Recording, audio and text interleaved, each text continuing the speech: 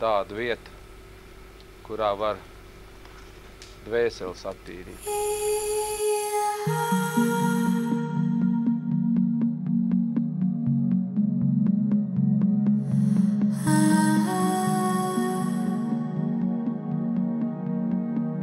Dainu kalns – turpinājums Dainu tēva Krišjāņa barona tautas atmiņu krājumam.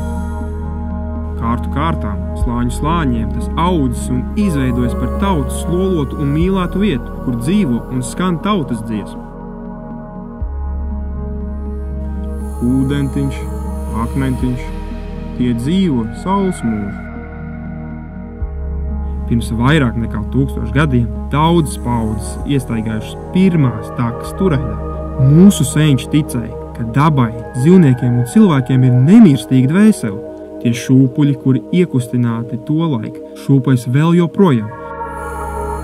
Tumša nakte, zaļa zāle. Atmodas un dziesmotās revolūcijas laikā Dainu kalns pulcēja cilvēku tūkstošus, stiprinot pamatus Latvijas valsts atjaunošanai. Dziesmās paustās brīvības augs un dziesmas spēks uzvarēja. Caur sidraba birzi gāja, ne zariņa nenolauza. Dainu kalns aicina izprast tautas dzīvības noslēpumu, sakņojoties pagātnē, iesakņojoties mūsdienu pasaulē, pašapziņai, piederībai un spēkam. Šajā vietā koncentrētā veidā ir visas Latvijas pagātne, tagadne un nākotne. Laukakmeņi no visas Latvijas pārtapuši skulptūrās, ieguluši Dainu kalnu, stāsta par cilvēka mūžu, par vārdiem, kuri īstenojušies darbos, lai cilvēkiem būtu vieta, kur dvēsele attīra, sajust Dainu garu, dzīvu un sargājam.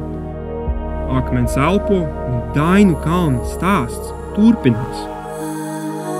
Šie vārdi atgādina mums spēku, kas nāk no mūsu taisnīgās sapņošanās savā seņu zemē.